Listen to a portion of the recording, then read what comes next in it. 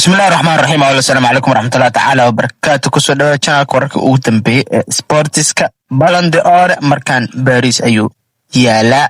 Paris Saint-Germain ayaa ku guuleysatay sida ciyaaryahan ka tirsan. Sidoo kale Lamine Yamal loo qanciyay da'yarka sanadka ee kubadda cagta. Inaba caadimaan sidoo kale ciyaare Napoli guusheedii gooldaradii PSG Nasser Al-Khalifa waxyaabihii uu ka dhawaajiyay Ousmane Dembele oo sidoo kale mahadcelin iyo ujeedii dhammaan naadiyaashii oo ka soo qayb galay ama u soo ciyaaray inaba caadimaan. waxaa kaloo leeyahay wax walba oo ku saabsan macalimadii sanadka, macalinkii sanadka, shaxdii ugu fiicneed, naadii ugu fiicneed, inaba caadi maahan, goolalii ugu fiicnaa, wax badanaa la bixiyay. marka waa ku falanqeyn doonaa wax yar intaan ka gaarno. hadduu janaa ku cusub yahay fadlan subscribe noo saar, like dhisiin, share garay.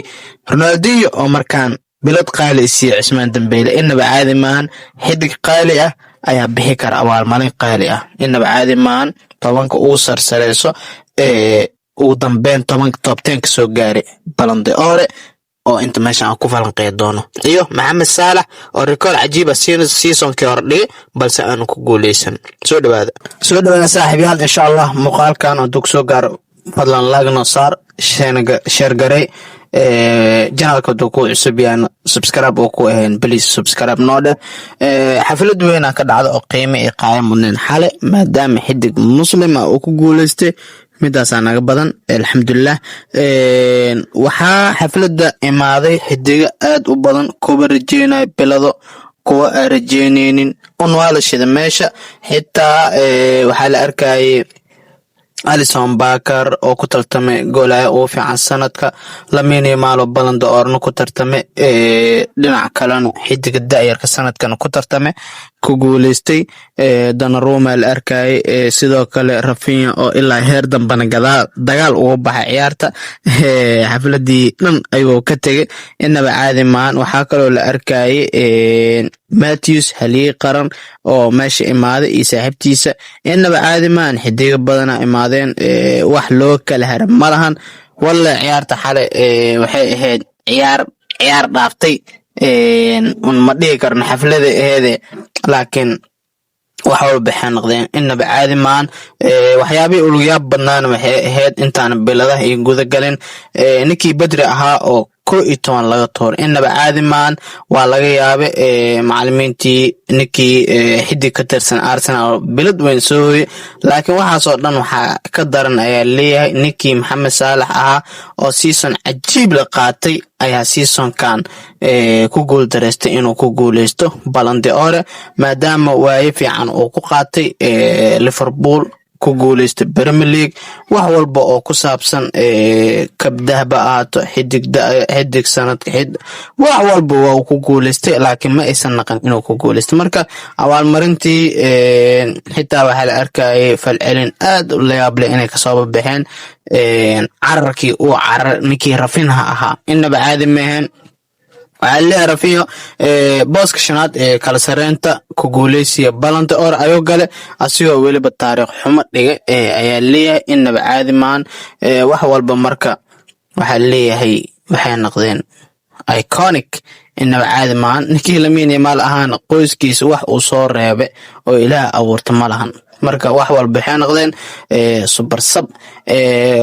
beladii la bixiyay waxaa ka mid ahaa Sarina Wignet ayaa qaaday macalinka sanadka ee hablaha maadaama ay xulka qaranka Ingiriiska ay kula guuleysatay Euro 2025, inaba caadi maahan. sidoo kale macalinka sanadkan waxaa qaaday Luis Enrique, inaba caadi maahan. macalinka sanadka ee ragga ayuu ku guuleystay asigoo ku garaacay Hansi Flick iyo Arne Slot oo Liverpool iyo Barcelona kala hogaaminaya. ninkaana waxqabadkiisa caadi maahan. sidoo kale xidiga da'yarka ee hablaha ayaa loo doortay Fekir Lopez oo ka tirsan xidigaha kooxda kubadda cagta Barcelona iyo xulka qaranka Spain, inaba caadi maahan. sidoo kale da'yarka sanadka raggana waxaa loo doortay Lamine Yamal, inaba caadi maahan oo u ciyaara xulka qaranka Spain iyo naadi kubadda cagta Barcelona. sidoo kale inaba caadi maahan. biladaha intaas ka badan ayay ahaayeen. sidoo kale waxaa ku guuleystay Gianluigi Donnarumma, Yasin Trophy, xidiga ugu shabaq ilaashiya ama goolaya ugu fiican sanadka 2025 marka Gianluigi Donnarumma ayaa qaaday. sidoo kale waxaa lagu guuleystay gool dhaliyaha ugu sareeya sanadka 2025 waxaa qaaday dhanka dumarka Ibe Bachar xidig la dhaho oo ka tirsan naadi kubadda cagta Barcelona ayaa ku guuleysatay Gerard Muller Trophy winner waa xidigtaas. sidoo kale xidiga weeraryahanka ugu fiicnaa sanadka ama gool dhaliya ugu fiicnaa sanadka ee raggan waxaa ku guuleystay xidiga weerarka ugu ciyaaray naadi kubadda cagta Arsenal horan ugu soo ciyaaray naadi kubadda cagta Sporting Lisbon Victor Gyökeres inaba caadi meen. waxaa leeyahay waxaa sidoo kale lagu guuleystay naadi ugu fiicneed sanadka ragga iyo dumarba. dumarka hadaa fiirino Arsenal ayaa ku guuleysatay Women's Club of the Year winner marka waxa waaye Arsenal gabdheed ayaa qaaday maadaama Champions League ay ku soo guuleysteen. sidoo kale waxaa leeyahay waxaa lagu guuleystay goolahayaha sanadka ee hablaan waxaa qaaday Hannah Hampton ayaa leeyahay Women Yasin Trophy marka inaba caadi maan iyo qaaday Ballon d'Or waa su'aasha ugu weyneed ee xalayto labada sugay. laakiin marka la eego dhanka hablaha waxaa markii saddexaad ku guuleysanaysa Atana Panatore ayaa leeyahay xidigta ka tirsan xulka qaranka Spain ee naadi kubadda cagta Barcelona oo sanadkii saddexaad oo xiriir ah ku guuleystay. inaba caadi maan Ballon d'Or raggana waxaa ku guuleystay Ousmane Dembele markiisii ugu horeysay ebed sanadka 2025 man Ballon d'Or winner waxa waa ninkaas ayuu noqday. nasiib wacan sanado qurux badan oo ku rajeynaa walaal. marka waa ka biladii uu qaalisanaa sidaas ay ku kala baxeen wax walba marka waxay noqdeen inaba caadi maan. waxa arkay Dembele aad iyo aad u qeereysan ilmeenaayo ilanta ka diiso asiga u mahad celiyay Barcelona oo heer cajiib leh waqtigiisii iska xumaa hadana wuxuu leeyahay Barcelona Messi Iniesta ayaa kusoo kala ciyaaray taas ayaan iga saaciday in qofkan la kasay ka hor Borussia Dortmund. marka Borussia ku qiimaaday Barcelona ayuu magac kale kasii sameeyay walow ay xun oo ku qaatay si xun ay ku kala tageen. haatan marka Barcelona tiimamka u mahad celiyay ku jira. sidoo kale Paris Saint-Germain ayuu aad ugu mahad celiyay maadaama uu yiri teamwork ayaa meesha ka arkay waa ila shaqeeyeen bilad shaqsi waay. laakiin wuxuu leeyahay Paris Saint-Germain la'aanteeda kuma guuleyseen garab ayay siiyeen waa ii garab istaageen wax walba ii sameeyeen waa ii caawiyeen ayuu leeyahay. run ahaantii waa xidig muslim ah qiirooday dareemayna qiimaha ee leedahay wada shaqeynta. marka wuxuu leeyahay biladan waa ila qaadeen kaliya ma qaadin. sidoo kale hooyadiis iyo aabihiis qoom ayuu u mahad celiyay asiga hooyadiis aad u dhahay dhiirigeliyay saxda ay ii ahayd inaba caadi ma. marka ninkaasna waa ka sidaas ayuu ku guuleystay Ousmane Dembele. shaxdii ugu fiicneed ee sanadkan waxaa ku guuleystay naadi kubadda cagta PSG oo qaaday ilaa 5 koob ka badan. marka waxaa leeyahay PSG afarleedii laga dhigay Faransa plus Champions League ayaa u dheeraa walow Club World Cup laga dafay oo laga sirsirtay. marka inaba caadi meen Lamine Yamal marka asigana meeshaas ayuu ku waayay dhacdadii kala Ballon d'Or waxaa leeyahay Lamine Yamal 55 kulan oo dheel season-kii la soo dhaafay 18 gool ayuu dhaliyay 25 caawin ayuu ka ahaa total marka 43 oo gool iyo caawin ayuu dhaliyay ayaa leeyahay. marka Mbappe waxaa la arkay asii u soo mahad celiyay oo hambaliyay saaxiibkiisa inaba caadi ma. marka xaaladihii uu adkaa xalay toole ay ahaayeen xaaladaas waa mid qiireysan. ninkii Ronaldinho ahaa abaalmarinta inay muhiim tahay qaali tahay qof muhiim qaaday waxa ka dareemay lejankii guuleysta ahaa 2002 ilaa 2008 Ballon d'Or ku guuleystay World Cup ku guuleystay Barcelona Champions League iyo Real la qaaday.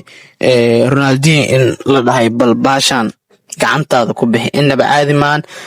xidiga ugu kala sareeyay waxay ahayn booska tobanaad waxaa soo galay Nuno Mendes oo PSG ah, Jordan Roma oo Manchester City hadda u ciyaara, laakiin PSG wax qabadkeeda ku joogo 8 gool Balmer kale Mbembe 7 6 Ashraf Hakimi 5 Rafinha ayaa meeshaas laga riday, Mohamed Salah booska afaraad, sidoo kale Fatinha ayaa booska saddexaad soo galay lama filaan ayayna ahayd. sidoo kale Lamine Yamal booska labaad, booska koowaadna waxaa xureystay ninkii ahaa Ousmane Dembele. inaba caadi maan Dembele ilintiisa baxda xalay, sidaas ay awaalmarintii u dhacday.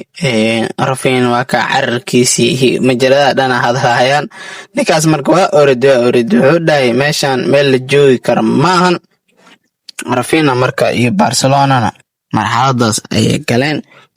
boosaska 11aad waxaa galay ayaa leeyahay Pedri, sidoo kale Cavaradona booska 12aad, Harry Kane 13, Due ayaa 14 galay, 15 Yogeres, sidoo kale Vinicius Junior booska 16aad ayuu galay. inaba caadi maan Robert Lewandowski 17, 18 McTominay 19, John Navas 20, Lautaro Martinez 21 waxaa galay ayaa la leeyahay Gersey xidig weerarka Borussia Dortmund, Mark Alister ayaa 22 gale, Jude Bellingham ayaa gale 23, 24 Fabian Ruiz PSG, sidoo kale 25 waxaa galay Dumfries 26, Erling Haaland 27, Declan Rice 28 waxaa galay Virgil van Dijk, sidoo kale 29 Ferran Wiss booska 30aad kala sareenta ku guuleysiga Ballon d'Or waxaa soo xiray Michael Olise oo xidig ka tirsan naadiga kubadda cagta Bayern Munich ah. inaba caadi maan marka nasiiban meeshaas waa lagu kala tagay, nin walba iyo marka wax qabadkiisa ayay noqotay. wax walban marka saameyntii seasonka hore iyo waaye marka saaseen wax u dhaceen. inaba caadi maan marka ciyaaro kulul ayaa caaba jiraan. xalay toolana naadiga kubadda cagta PSG ay ka maqan yihiin xidigooda muhiimka ahaa Due iyo sidoo kale John Navas oo xafladda ku arkay madaxweynihii ciyaartooy badan meesha jireen. marka waxaa leeyahay waa lagu kala tagay hadda meesha. gool dar ayayna qaateen ciyaartii xalay toole, gooli waxba ayaa waxa uu adkaatay naadiga kubadda cagta Marseille oo derbi ciyaara mar walba. sidoo kale Napoli ayaa 3 gool iyo 2 gool ku adkaatay.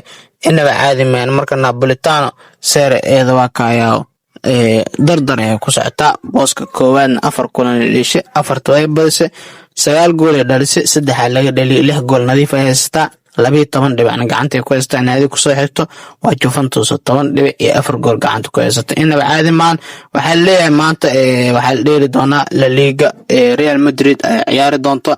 waa tii Xavi Alonso uu dhahay waxba igama galin Ballon d'Or maadaama diiradda waxaa ii saaran oo leeyahay kulanka beri aan dheeli doono. marka Xavi Alonso wax walba waxa waaye xafladda uu ka hadlay shalay waxba igama galayo dhahay.